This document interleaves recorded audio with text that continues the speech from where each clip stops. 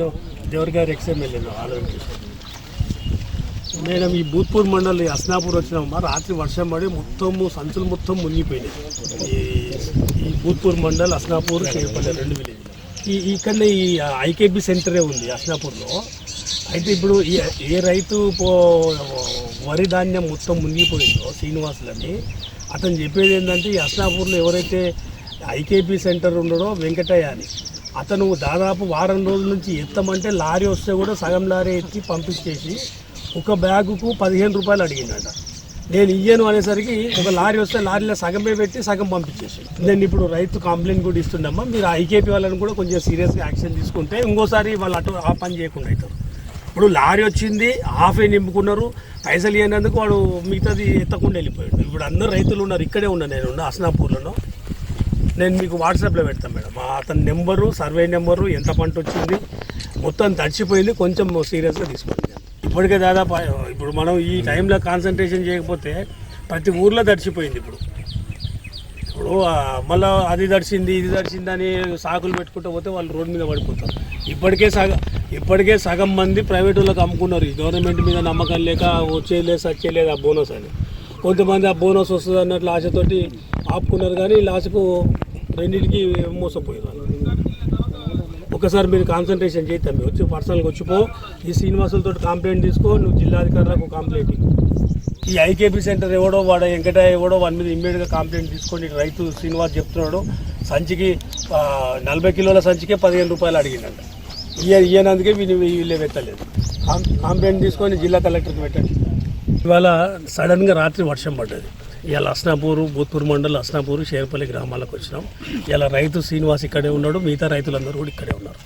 ప్రభుత్వం ఏం చెప్తుంది, ముఖ్యమంత్రి గారు ఏం చెప్తారు, ఇప్పటికే మేము 70 నుంచి 80% కొనుగోలు చేసినామంటారు.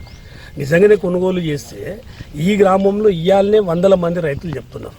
దాదాపు 50% మేము ప్రైవేట్ వాళ్ళకి అమ్ముకున్నాం. ఎందుకంటే ప్రభుత్వం లారీలు వస్తలేవు, అధికారులు వస్తలేడు, నింపేటోడు లేడు, పట్టించుకునేటోడు లేడు. అంటే ఈ ప్రభుత్వానికి ఎంత నిర్లక్ష్యం ఉంది అంటే అసలు ఎప్పుడో రివ్యూ చేయాల్సిన పని. ఇలా కేసీఆర్ గవర్నమెంట్లో కోతకు వస్తుంది అంటే ఒక వారం ముందే జిల్లా యంత్రాంగం కానీ జిల్లా ప్రజాప్రతినిధులు కానీ కలెక్టరేట్లో డీటెయిల్గా 5-6 గంటలు రివ్యూ చేసి ఏ ఊర్లో ఎంత వరి వేసిండ్రు, ఏ మండల్లో ఎంత వేసిండ్రు, ఎంత ఆయకట్టు ఉంది, టోటల్ కాన్స్టిట్యున్సీలో ఎంత పంట వచ్చే అవకాశం ఉంది, ఎన్ని టన్నులు వచ్చే అవకాశం ఉంది, దానికి ఎన్ని రైస్ మిల్లులు కావాలి, ఎన్ని లారీలు కావాలనేది ముందే ప్లానింగ్ ఉంటుండే. ఇప్పుడు ఈ ప్రభుత్వం ఏం చేసింది, కోతలు అయిన 10-15 రోజుల తర్వాత యాక్షన్లకు దిగారు. ఇలాగ రైతే చెప్తున్నాడు, మీరు రైతుతో మాట్లాడండి. ఇలా రైతు కష్టపడి నీళ్లు లేవు చక్కగా, యూరియా లేదు చక్కగా, ప్రతిదీ ఇబ్బంది పడి అట్లో ఇట్లా పంట పండించింది. ఇవాళ హమాలీలకి 22 రూపాయలు పోతా ఉంది. మళ్ళీ ఈ రైతును ఒక్కొక్క ఐకేపీ సెంటర్ ఇన్ఛార్జ్ ఎవరైతున్నారో ఆయన ఒక్కొక్క సంచికి 15 రూపాయలు ఇవ్వమని అడిగిండు. ఇదే శ్రీనివాస్ ఇయ్యనందుకు వాడు ఎత్తక వారం రోజులు సతాయిస్తే ఇవాళ వర్షం పడే మొత్తం సముద్రంలాగా అయిపోయింది. మొత్తం వడ్లు మొత్తం గడిచిపోయినాయి. ఇవాళ ఎవడు ఆదుకోవాలి శ్రీనివాస్ని, ఎవడు ఆదుకోవాలి? ఏమైనా కాన్సన్ట్రేషన్ ఉందా? ఇలా ప్రతిపక్ష నాయకులు మేము తిరుగుతుంటే మాత్రం మా మీద విమర్శలు చేయడానికి వస్తుంది. మీ పని మీరు చేస్తే మాకు తిరిగే బాధ ఉండదు కదా. మాకు ఇలా ప్రజల తరఫున, రైతుల తరఫున మేము ఇంత పొద్దుగాల లేచి ఎందుకు ఊర్లో పొండి తిరుగుతున్నాం? ఇలా మీ పని మీరు చక్కగా చేస్తే, రైతులు ఇబ్బంది పడకపోతే మాకు అవసరమే లేదు కదా. ఇలా మేము వచ్చిపోతే రైతుకు వచ్చిన ఈ కష్టం, శ్రీనివాస్కి వచ్చిన కష్టాన్ని ఎట్లా తీర్చాలన్న ఆలోచన ఉండదు. ఇవాళ నేను వచ్చిపోయినా దాని మీద ఎట్లా విమర్శలు చేయాలి అదే ఆలోచన ఉంటుంది.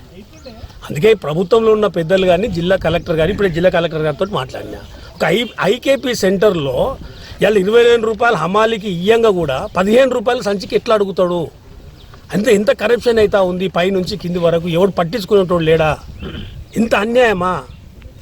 రైతు ఎంత కష్టపడితే ఇవాళ పంట 4 నెలలు కష్టపడి స్టేజ్ వచ్చి అమ్ముకునే బస్తాలు నింపుకునే స్టేజ్లో ఇలా నీళ్ళ పాలు అయిపోయింది. ఎవడు కాపాడాలి? ఇవాళ ఈ 1,00,000 రూపాయలు అప్పువా, మళ్ళీ నెక్స్ట్ పంట వరకు మళ్ళీ అప్పు. ఇప్పుడు ఈ వానాకాలం వర్షం వచ్చింది, ఇవాళ సడన్గా రాత్రి వర్షం పడ్డది, మొత్తం కాన్స్టిట్యున్సీలో మొత్తం రోడ్ల పాలు అయిపోయింది. ఎవడు కాపాడాలి ఇప్పుడు? ఇదే తెలివి ముందే ఉండింటే ఇలా రైస్ మిల్లకు ఎందుకు? ఇప్పుడు నాకు నిన్న కూడా ఒక తిమ్మాపూర్ నుంచి 5 రోజుల నుంచి ట్రాక్టర్లు ఆపినారు. ఒడ్లు తీసుకుపోయిన తర్వాత మిల్లు కాడ 5 రోజులు. నేను అప్పటికప్పుడు ఫోన్ చేసి ఎందుకు ఆపిరని చెప్తే లేదు సార్ డౌన్ తీసేసుకుంటామని రాత్రి తీసుకున్నారు. అంటే 5 రోజులు ట్రాక్టర్ రెంట్ ఎవడు కట్టాలి? మళ్ళీ రైతే కట్టాలి. డీసీఎం పైసలు రావాలంటే రైతులు కట్టాల్సి వస్తుంది, లారీ రావాలంటే ఎక్స్ట్రా 1,000-2 రూపాయలు ఇవ్వాల్సి వస్తుంది. ఎంత కరప్షన్ అయిపోయింది ఇది. అంటే పట్టింపు లేని కారణంగానే ఇంత ఇబ్బందులు పడతా ఉన్నారు. ఇప్పటికైనా ప్రభుత్వంలోని పెద్దలు ప్రభుత్వ పెద్దలకు పట్టింపు లేకపోతే నేను జిల్లా కలెక్టర్ గారిని రిక్వెస్ట్ చేస్తూ ఉన్నా. ఇటువంటి శ్రీనివాస్ అనే రైతు ఈ హస్నాపూర్లో షేర్పల్లిలో ఇలా ఇంతమంది రైతులు నష్టపోయారు. వీళ్ళకి నష్టపరిహారం 100% కట్టియాలి. ఇలా మీ ఐకేపీ సెంటర్ ద్వారా ఎవరైతే వెంకటయ్య ఉన్నాడో ఆయన పైసలు అడిగిన కారణంగా ఈయన ఇయ్యని కారణంగా ఇవాళ ఈ రైతు మొత్తం నీళ్ళపాలయ్యిండు.